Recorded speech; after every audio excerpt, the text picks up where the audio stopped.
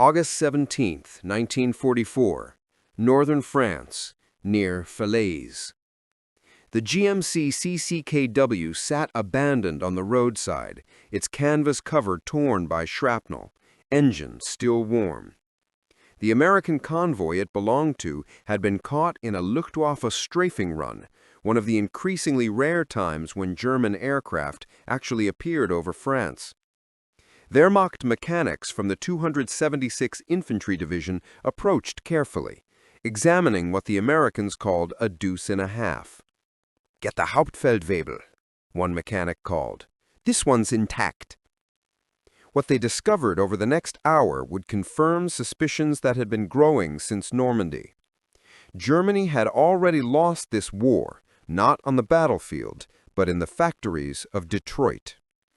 The truck was massive compared to German vehicles at 2.5 tons rated capacity. It dwarfed the standard Opel Blitz. Yet the mechanics immediately noticed something unexpected. It wasn't complicated. The 6-cylinder engine sat openly accessible, with parts clearly labeled in English. The mechanic opened the toolbox mounted on the running board. Inside were standard wrenches, pliers, and a manual printed on quality paper with detailed illustrations. "Look at this," the Hauptfeldwebel said, flipping through the manual. "Everything is explained with pictures. A child could follow these instructions." They had captured American trucks before, but never examined one so thoroughly. The GMC bore markings indicating it was a 1943 model CCKW 353, the long wheelbase version. Production number stamps showed it was one of thousands built that year at the Pontiac plant. Thousands from one factory? The first mechanical inspection revealed the philosophy. The GMC 270 engine produced 104 horsepower from 269 cubic inches. Not impressive by German standards, but the mechanic recognized immediately that performance wasn't the goal. Every bolt was the same size. Every nut could be turned with the same wrench. The spark plugs were positioned for easy access. The oil filter could be changed without tools. "This is designed for idiots," one mechanic muttered. The Hauptfeldwebel corrected him.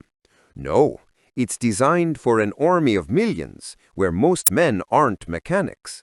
This is brilliant." He was right. The GMC wasn't engineered for perfection. It was engineered for America's conscript army, where farm boys from Iowa and factory workers from Pennsylvania would become combat drivers with minimal training. Every component was selected for availability and ease of replacement. Nothing was exotic, nothing required specialty knowledge. They examined the 6-wheel drive system. A simple transfer case engaged the front axle with a single lever. In comparison, their Opel Blitz trucks were rear-wheel drive only, struggling constantly in French mud and requiring careful driving to avoid getting stuck. This American truck could power through terrain that would immobilize German vehicles. The suspension used basic leaf springs, crude but unbreakable. The Hauptfeldwebel thought of the sophisticated torsion bar suspension on the Opel Blitz, beautiful engineering that required factory tools to repair. These leaf springs could be hammered straight with a rock if necessary. Most troubling was what the numbers revealed. Stamped into the frame was Pontiac Plant Number 1. The production number indicated this truck was one of approximately 150,000 built in 1943 alone. One plant, 1 year. More trucks than Germany produced in all categories combined. One mechanic did the math. If one American plant produces this many trucks, how many plants do they have? The answer was dozens. GMC, Chevrolet, Studebaker, International Harvester, Dodge, Ford, all producing similar vehicles to standardized military specifications, all with interchangeable parts. That evening, the unit's supply officer joined the inspection. He had worked in the Opel plant in Brandenburg before the war, understanding automotive manufacturing deeply. "We're looking at this wrong," he said. "We see a simple truck, but what this represents is an entire manufacturing philosophy we can't match." He explained what the GMC revealed about American production. The stamped steel body panels were crude, but could be produced in vast quantities by any press shop. The wooden cargo bed used standard lumber that any sawmill could provide. The canvas top was commercial fabric. Nothing was specialized, everything was abundant. "Look at the chassis," he continued, pointing to the ladder frame. "Straight channel steel welded together. Any structural steel plant could produce these. Compare that to our Opel Blitz with its precisely formed frame rails, requiring specialized dies." The Americans had designed for their strength, massive industrial capacity. The GMC wasn't superior to the Opel Blitz in engineering elegance, but it was superior in the metric that mattered: producibility. The supply officer's assessment grew darker. "In 1943, we produced approximately 27,000 Opel Blitz trucks. The Americans probably built 20 times that number of these GMC trucks alone. And that's just one truck type from one manufacturer." He was understating it. American factories would produce over 562,000 CCKW trucks during the war. Germany's entire wartime production of the Opel Blitz, the backbone of Wehrmacht logistics, totaled perhaps 100,000 units, most being the 4x2 version that lacked the GMC's all-wheel drive capability. Over the next week, the unit used the captured GMC for supply runs. It transformed their capabilities. Where their Opel trucks struggled through muddy farm roads, the GMC simply powered through. When loaded beyond its rated capacity, something that happened constantly, it continued functioning. The six-wheel drive provided traction that their rear-wheel drive vehicles couldn't match. A supply sergeant who drove it daily offered his assessment. "This truck is reliable in a way our vehicles aren't. It's not that it's better built, it's that it's built expecting abuse. They designed it knowing soldiers would overload it, neglect maintenance, and drive it like they're trying to destroy it." That was the revelation. American engineers had designed the GMC for the reality of war, not the theory of it. They assumed drivers would be poorly trained, maintenance would be delayed, and operating conditions would be terrible. So they built accordingly. Simple, robust, forgiving. On August 25, 1944, the same day that the Red Ball Express began operations, the 276th Infantry Division received orders to withdraw eastward. They witnessed something that completed their education in American logistics. An American convoy passed on a parallel road, not a tactical movement, but a supply column. The watching Germans counted vehicles as they rolled past. After half an hour, they gave up counting. Truck after truck after truck stretching to the horizon. GMC CCKW trucks predominated, all identical, all loaded with supplies, all moving with mechanical precision toward the front. "There are their horses?" a young soldier asked, genuinely confused. The Hauptfeldwebel realized the boy had never seen a fully motorized army. In the Wehrmacht, 80% of logistics relied on horses.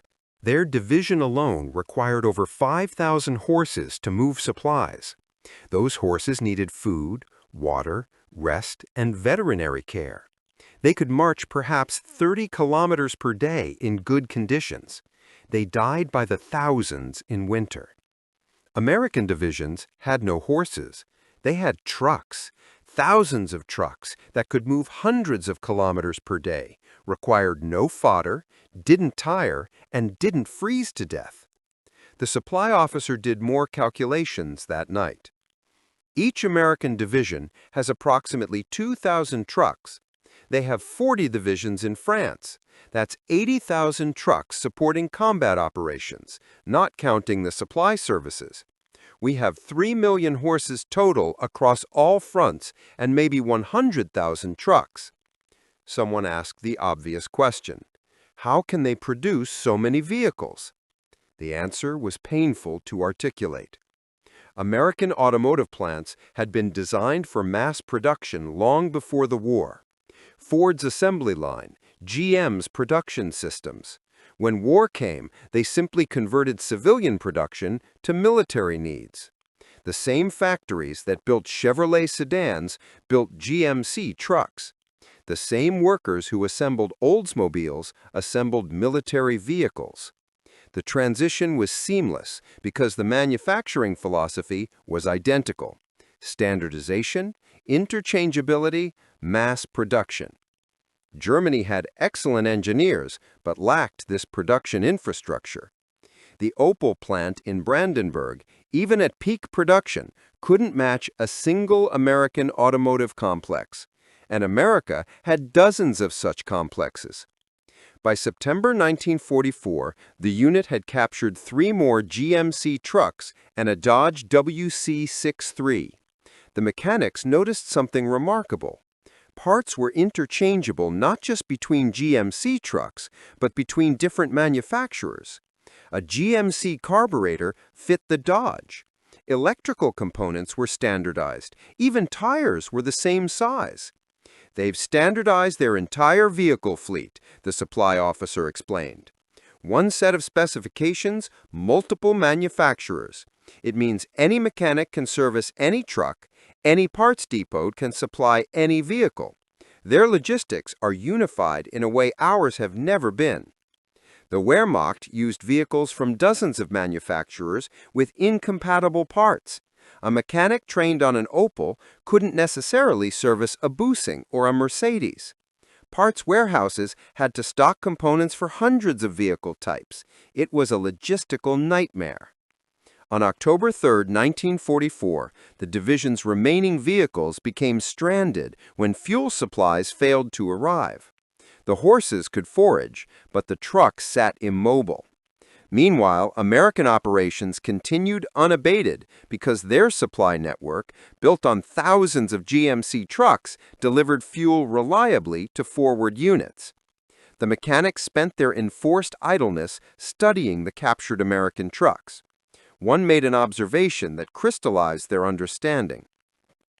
"We designed our vehicles to be good. They designed theirs to be good enough, but in overwhelming numbers. In total war, that wins."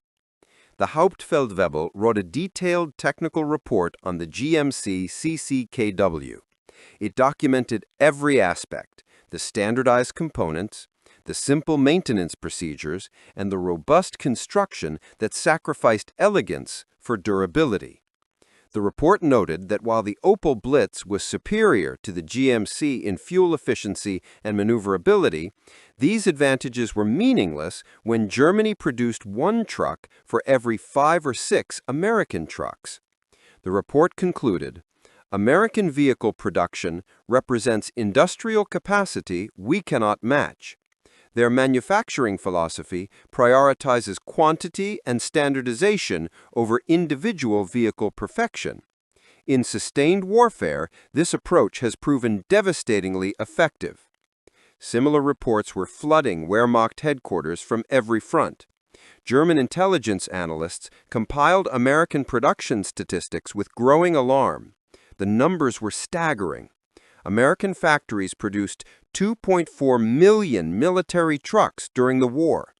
Germany, Italy, and Japan combined couldn't approach that total.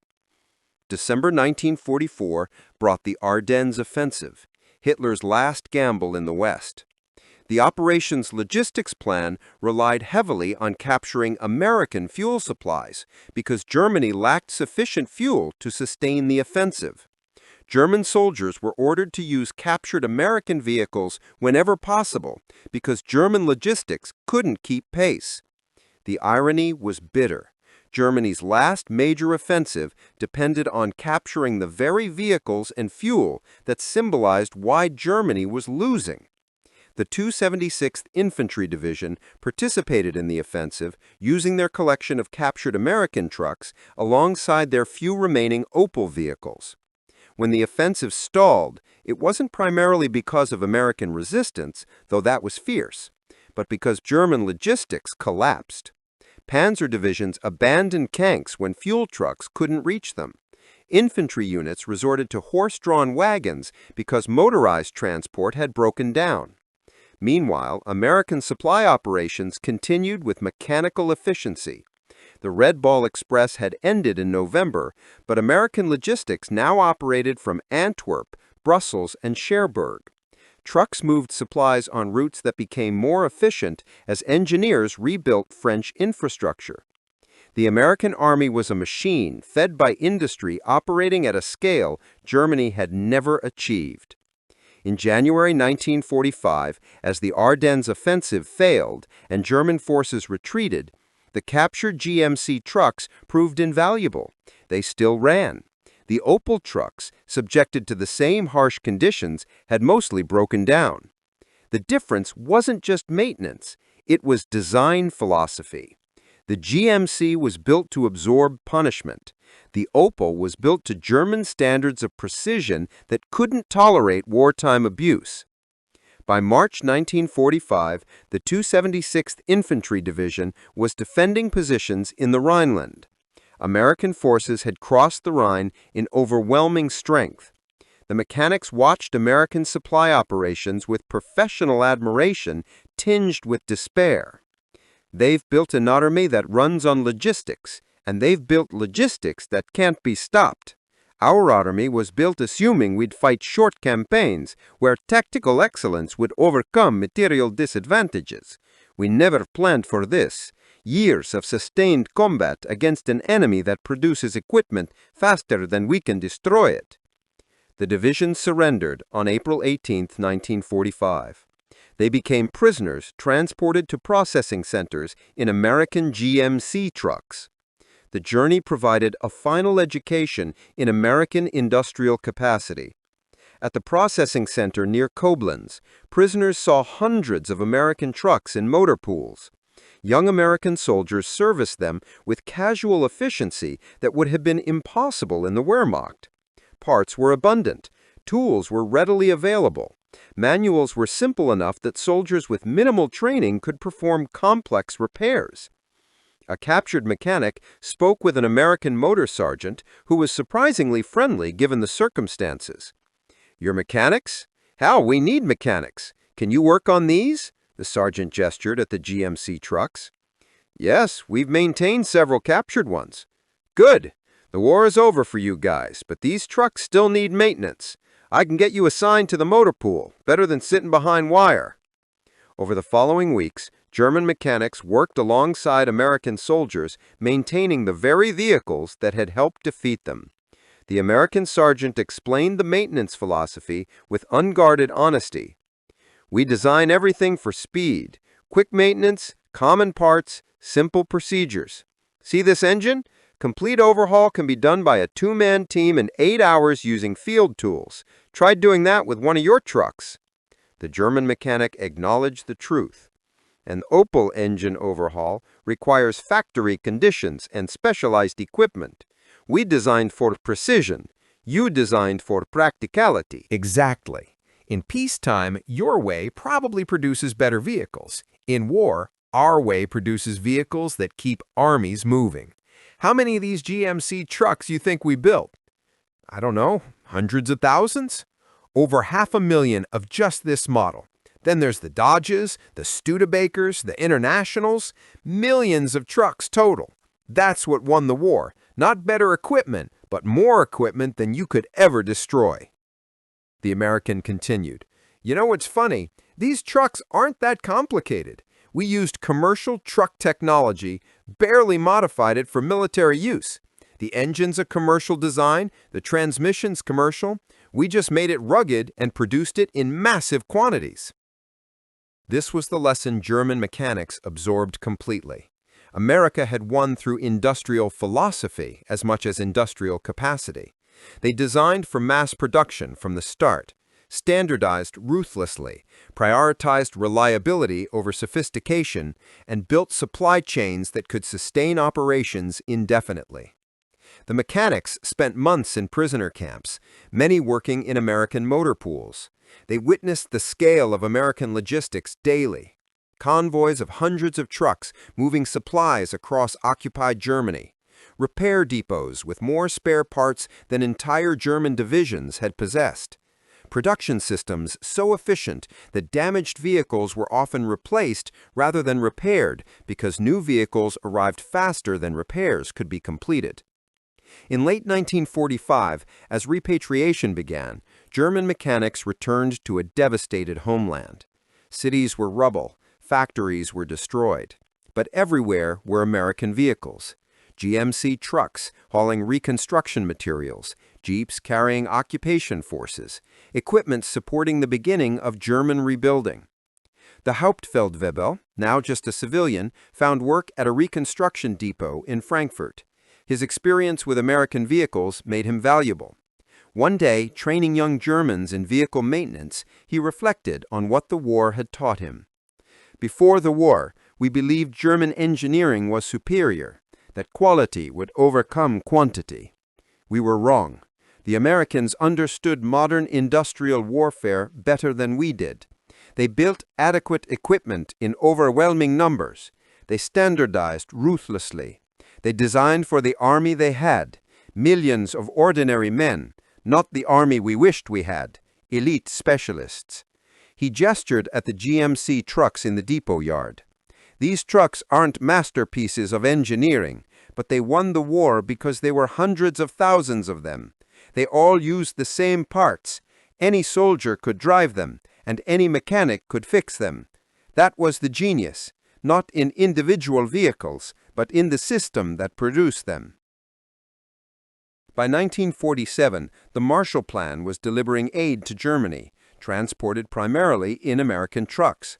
German mechanics maintained these vehicles, applying lessons learned from years of observation and practice.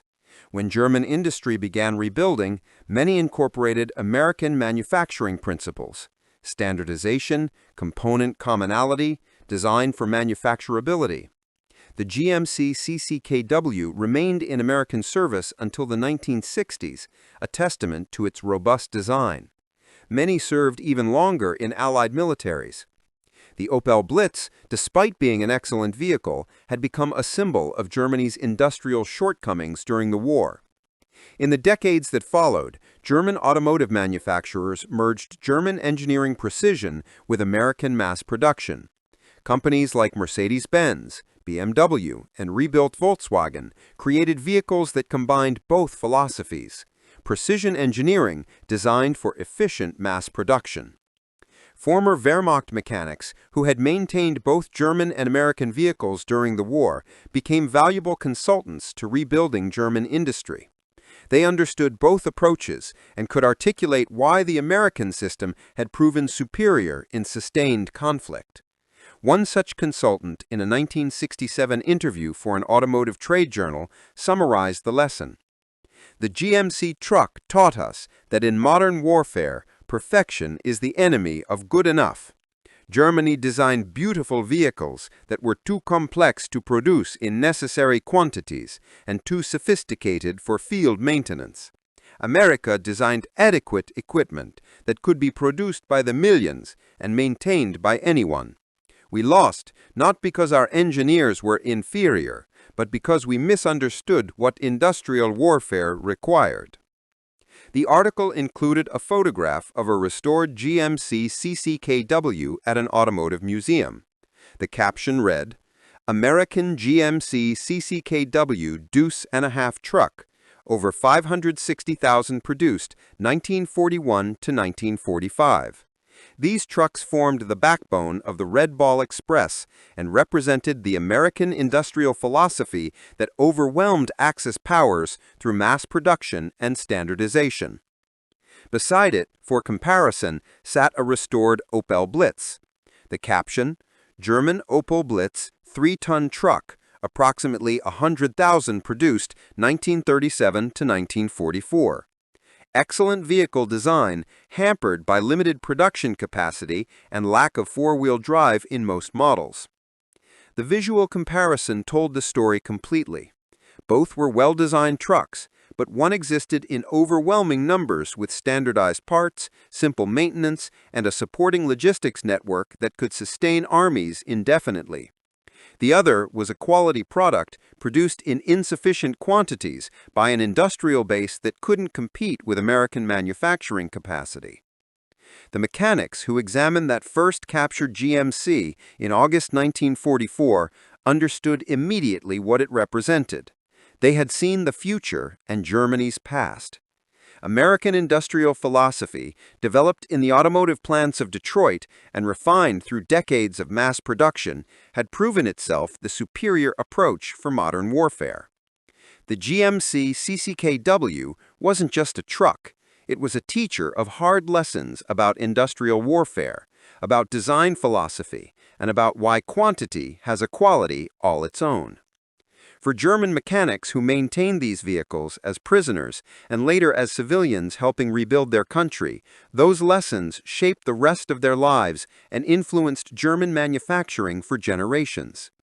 The story of Wehrmacht Mechanics and the GMC Truck is ultimately about learning through defeat.